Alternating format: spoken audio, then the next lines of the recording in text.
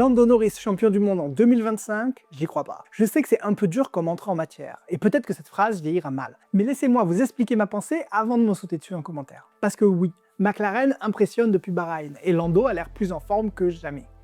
Mais je sais pas, j'ai un doute, un truc qui cloche.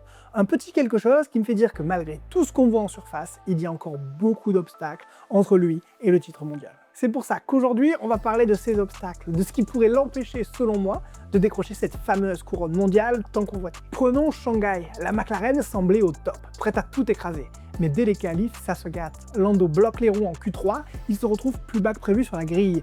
Et en sprint, il tente un dépassement dès le premier tour sur Russell, résultat 4 places de perdu. Et c'est ça qu'on remarque facilement sur cette grille. La moindre erreur est très difficile à récupérer.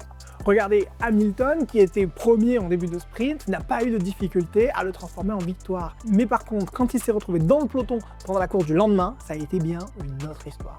Mais pour revenir à Norris, malheureusement ce n'est pas un cas isolé, c'est exactement le genre de détails qui font la différence entre un excellent pilote et un champion du monde.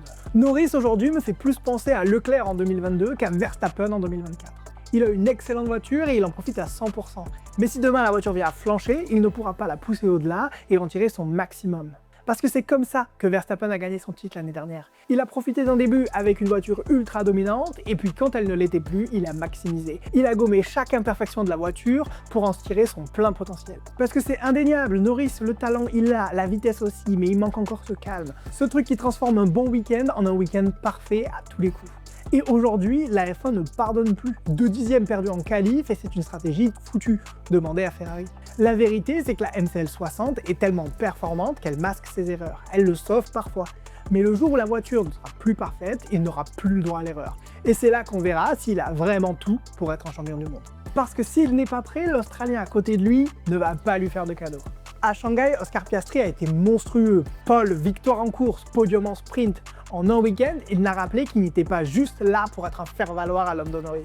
Et en fait, le plus gros souci pour Norris, c'est que quand Piastri brille, ça veut dire beaucoup moins de points pour lui. Et ces 8 points que Piastri vole à chaque fois vont vachement manquer à Norris en fin de saison. On a déjà vu il y a quelques années chez Mercedes que ce genre de bataille interne, ça peut tout changer. Si les victoires sont alternées à tour de rôle, les points se divisent et ça complique les stratégies. Et croyez-moi que les autres, comme Verstappen, Leclerc ou Russell, ne vont pas se retenir pour rentrer dans la danse. Et puis soyons honnêtes, McLaren n'a pas encore prouvé qu'elle savait gérer ce genre de situation. Les fameuses papayas rouges, donc battez-vous mais surtout ne vous touchez pas, ne suffiront pas quand on jouera le titre mondial.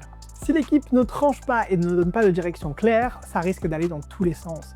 Et Lando devra gérer à la fois une pression interne, mais aussi externe. Parce que n'oublions pas McLaren, oui ils sont très bons, ils ont manié l'art de l'évolution comme personne, mais tenir une saison entière au top c'est autre chose. En 2024 on a vu des erreurs stratégiques un peu partout, Miami, Spielberg, Japon, et 2025 commence pareil. À Shanghai on adore cut raté et c'est Russell qui passe devant. Et croyez-moi, au vu de la difficulté à dépasser, c'était pas du tout prévu. Et même en sprint, les choix de pneus en qualification ont remis en question une pole position et ont donc permis à Lewis Hamilton de gagner sa première course en rouge. Alors oui, cette équipe est super forte, mais pas encore imbattable dans les moindres détails. Et dans un championnat, surtout aussi serré, ça se joue au millimètre.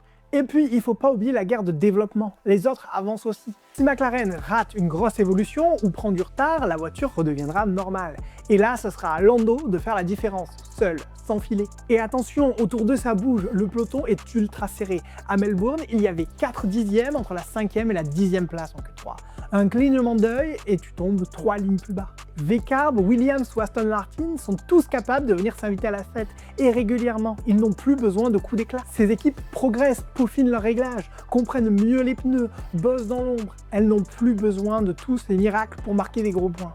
Au moment où je tourne cette vidéo, la course du Japon n'est pas encore passée. Et à ce moment-là, la voiture avec le moteur Ferrari la mieux placée dans le classement, c'est la Haas de Esteban Ocon. En plus, 2025, c'est la dernière année de la nouvelle réglementation. Tout le monde est au max de ce qu'il peut faire avec. Les écarts deviennent infimes et les pièges sont partout. Une seule petite erreur et tout peut basculer.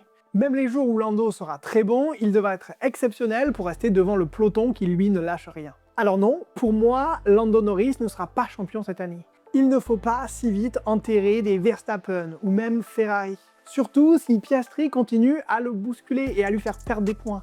Surtout si McLaren continue à faire ses erreurs ici et là. Mais je me trompe peut-être, la saison est encore longue et parfois les meilleures histoires sont celles qu'on ne voit pas venir. Et vous, quels sont vos pronostics pour ce championnat 2025? Laissez-le moi en commentaire et donnez-moi votre avis sur la situation de Lando Norris. Sera-t-il champion cette année ou va-t-il encore falloir patienter? Si cette analyse vous a plu, pensez à vous abonner pour ne rater aucune vidéo sur cette saison déjà palpitante de Formule 1. Vous pouvez aussi soutenir la chaîne en laissant un petit pouce en l'air. Je vous dis à la prochaine pour une nouvelle vidéo.